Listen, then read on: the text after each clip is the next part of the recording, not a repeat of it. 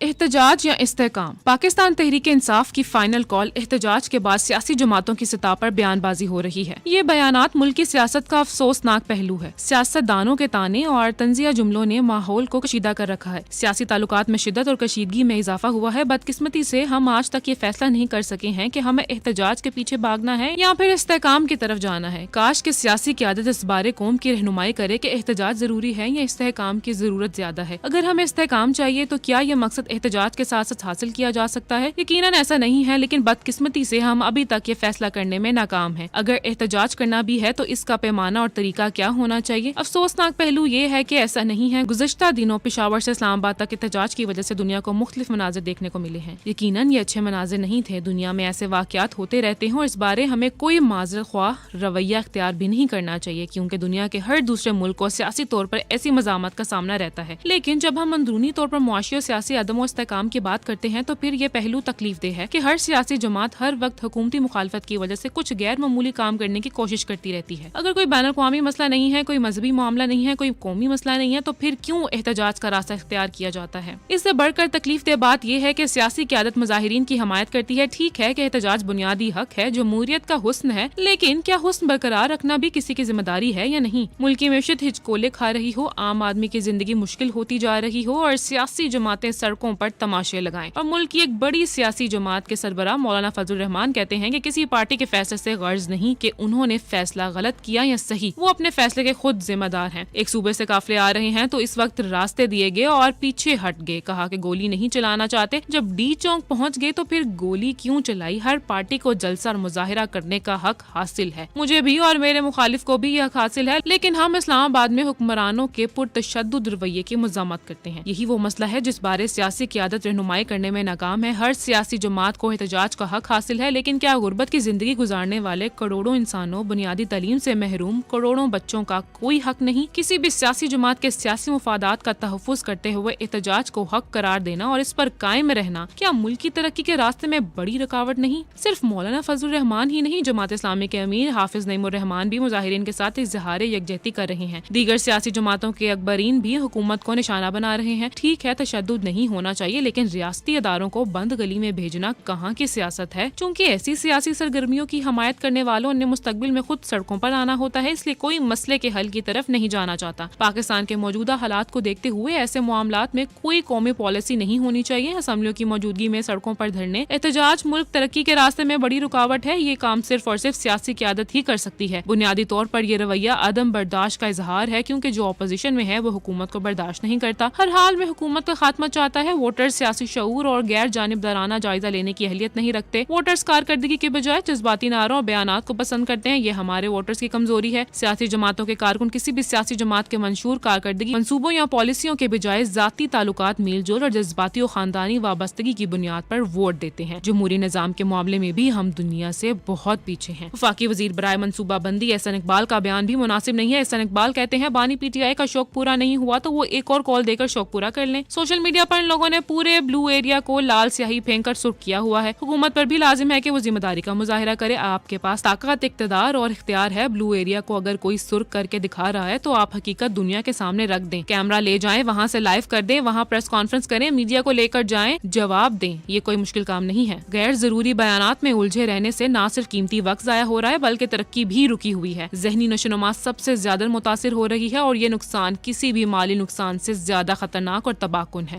آخر میں فیض احمد فیض کا کلام، اور کچھ دیر میں جب پھر میرے تنہا دل کو فکر آ لے گی کہ تنہائی کا کیا چارہ کرے، درد آئے گا دبے پاؤں لیے سرخ چراغ، وہ جو ایک درد دھڑکتا ہے کہیں دل سے پرے، شعلہ درد جو پہلو میں لپک اٹھے گا، دل کی دیوار پہ ہر نفس دمک اٹھے گا، ہلکا زلف کہیں، گوشہ رخسار کہیں، ہجر کا دشت کہیں، گلشن دیدار کہیں، لطف کی بات کہیں، پیار کا اقرار کہیں، دل سے پھر ہوگی میری بات کہ اے دل اے دل، یہ جو محبوب بنا ہے تیری تنہائی کا، یہ تو مہماں ہے گھڑی بھر کا چلا جائے گا، اس سے کب تک تیری مصیبت کا مداوا ہوگا، مشتل ہو کے ابھی اٹھیں گے وحشی سائے، یہ چلا جائے گا رہ جائیں گے باقی سائے، رات بھر جن سے تیرا خون خرابہ ہوگا، جنگ ٹھہری ہے کوئی کھیل نہیں ہے اے دل، دشمن جاں ہیں سبھی سارے کے سارے قاتل، یہ کڑی رات بھی یہ سائے بھی تنہائی بھی، درد اور جنگ میں کچھ میل نہیں ہے اے دل، لاؤ سلگاؤ کوئی جوش غضب کا انگار، طے تلاش کی آتش جرار کہاں ہے لاؤ، وہ دہکتا ہوا گلزار کہاں ہے لاؤ، جس میں گرمی بھی ہے، حرکت بھی، توانائی بھی، ہو نہ ہو اپنے قبیلے کا بھی کوئی لشکر، منتظر ہوگا اندھیرے کی فصیلوں کے ادھر، ان کو شعلوں کے رجز اپنا پتا تو دیں گے، خیر